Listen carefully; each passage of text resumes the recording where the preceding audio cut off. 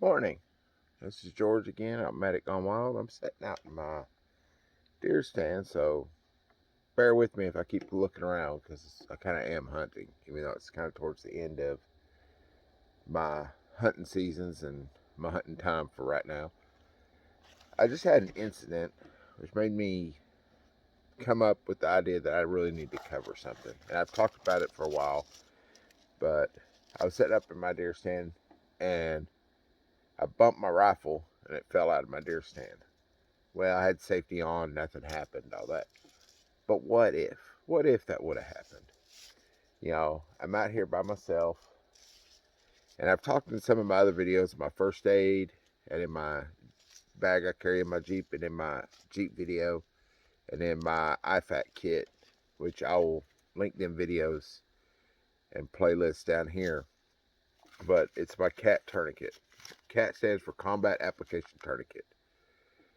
I use these my whole time I was in the Army. Matter of fact, I was my class in medic school down at Fort Sam Houston. We were one of the ones that they gave them to be like, hey, look, our dumb soldiers able to perform these without causing problems. We had a bunch of different choices that we could use, but this is the one the Army ended up going with. I'll go over the parts. You have your windlass clamp, your windlass strap, your buckle, and tourniquet. I mean, that's pretty much all the pieces you need to know about. We're going to go over. These can be put on by one person, or you can put them on another person. I store mine in a big loop. You can see, big loop.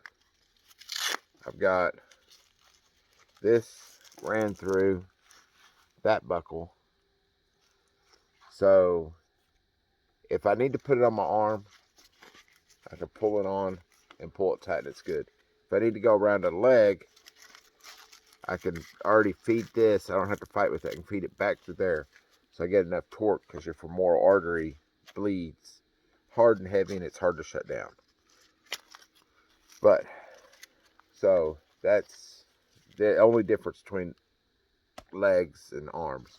And you only put this on your leg or your arm. You don't put it anywhere around your neck like all the jokes say. Or it's only for leg and arm injuries. What you want to do, put it up. Again, it's the same as whether it's a leg or an arm, which is easier for me to do it right now. Setting at deer stand on my arm. I grab it. I pull it as tight as I can. I wrap it around.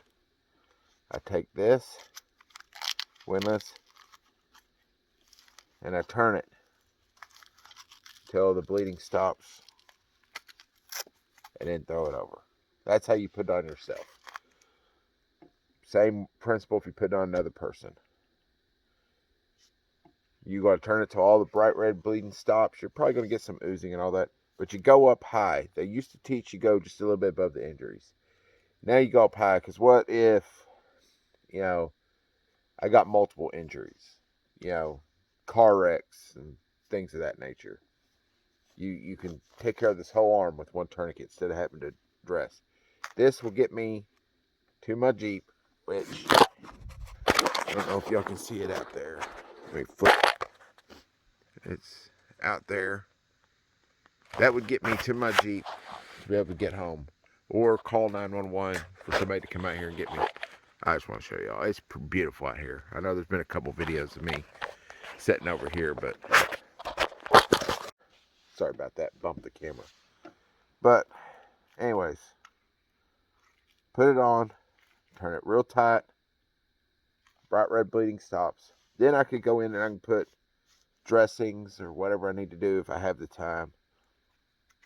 But you want to make sure this is treader secured. I didn't quite do it right a little bit. Get it in there, secure it. The reason is if this grabs, it pulls here. I don't worry about it coming undone. So it doesn't matter how tight I get this. If this can be bumped coming out of a tree, crawling through the brush, whatever, loosened, I'm just wasting my time. Okay. You don't ever want to take these off. Now you can get away with loosening it if you get I get over to my first aid kit that's in my Jeep, and I can put a bandage on it and get it down tight. I might loosen this to help kind of get some circulation back to this arm, but I don't want to loosen it or take it off, because if it starts bleeding again, all I got to do is just tighten it back up, and then I leave it alone until I get medical help. So, cat tourniquet, real simple. Like I said, I carry one in my Jeep above the center console on the roof. We got a couple in my first aid bag. I got them in my IFAK. We carry them on the ambulances a lot. So they're kind of really important. But it's important you can buy them on Amazon. I'll link it in the description. A way to order these. They're not that expensive. Carry them in your hiking bag. Carry them in your hunting bags. Keep them in your cars. They might save your life. Teach your kids how to do them. I'm not the only one who did a video on these. There's hundreds of them. My important thing is show how simple they are. Pull it on, tighten it down, twist it, secure it, go get help. That's it. That's. I'm not trying to teach you how to reattach an arm or do some Black Hawk Down stuff. This will save your life.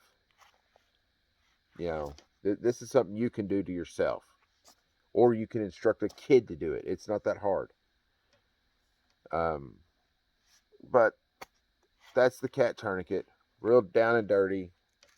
So I'm gonna go back to enjoying my hunting. But y'all guys stay safe. And give me some comments. Let me know if you got any new ideas on any other videos.